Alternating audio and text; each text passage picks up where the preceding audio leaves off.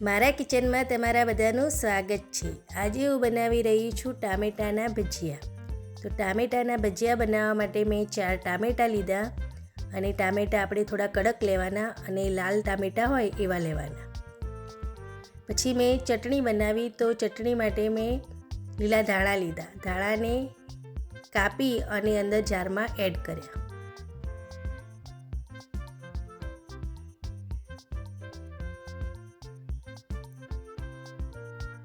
પછી 4 થી 5 કળી લસણ લીધું અને થોડો આદુનો કટકો લીધો, એને પણ કાપીને અંદર એડ કર્યો।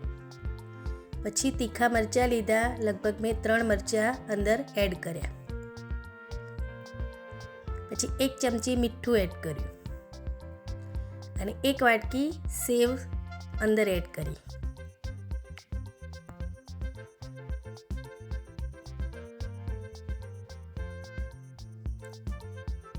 પછી જારનું ઢંકણ વાંકી દીધું અને એને પીસી લીધું। પાણી આપણે અંદર એડ કરવાનું નહીં, પાણી વગર જ આપણે ચટણી બનાવવાની। બસ આ રીતની આપણે ચટણી બનાવવાની।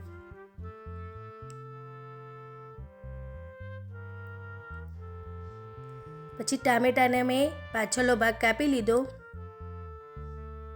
અને ગોળ ગોળ સાઈઝના ટામેટાં બધા કાપી લીધા।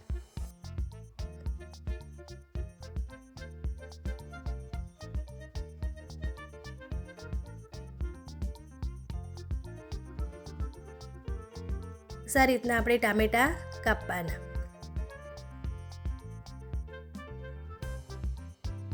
પછી બધા જ ટામેટાં કાપી લીધા અને ઉપર ચટણી લગાવી। ચમચી ભરીને આપણે એક ટામેટાની પીસ ઉપર ચટણી લગાવી લેવાની।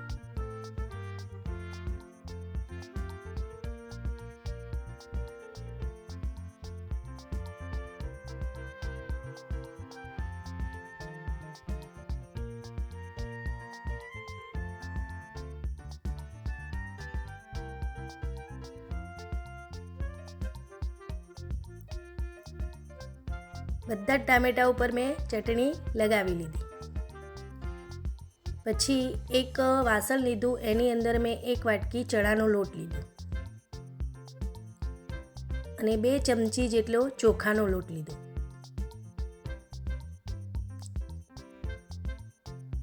પછી ચપટી અજમો લીધો, અજમાને 2 હાથે મસળી અને અંદર એડ કર્યો।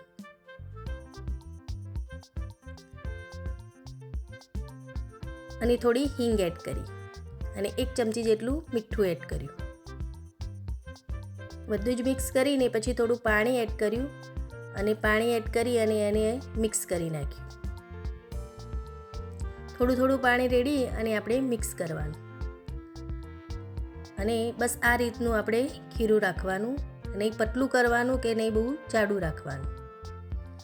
પછી ચપટી આપણે સોડા લેવાનો ખાવાનો અને અંદર એડ કરી અને એને પણ મિક્સ કરી દેવાનું। ચપટી જ લેવાનો, બહુ નહીં લેવાનો, થોડું જ લેવાનું। પછી મિક્સ થઈ ગયું પછી તેલ મૂકી દીધું, તો તેલ જોયું તો અંદર મેં થોડું નાખીને જોયું તો તેલ થઈ ગયું હતું સરસ।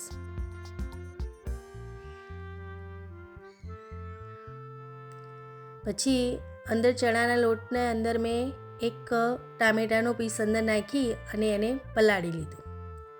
આ રીતે આપણે ચમચીથી એને આજુબાજુ નાખી અને પલાળી દેવાનું। પછી 1 ચમચીથી લઈ અને અંદર કઢાઈમાં મેં એડ કર્યું। એક કરીને બધા જ મેં કઢાઈમાં એડ કર્યા।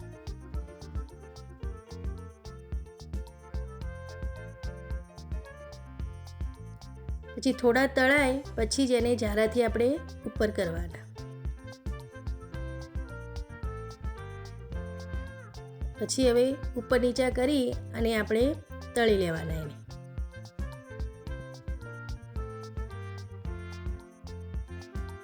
બધા જ તળાઈ ગયા પછી મેં એક ડીશમાં કાઢી લીધા અને આ ટામેટાના ભજીયા ખાવામાં બહુ જ સરસ લાગે છે અને અંદર ચટણી જે હોય ને એટલે એની ફ્લેવર બહુ જ સરસ લાગે છે।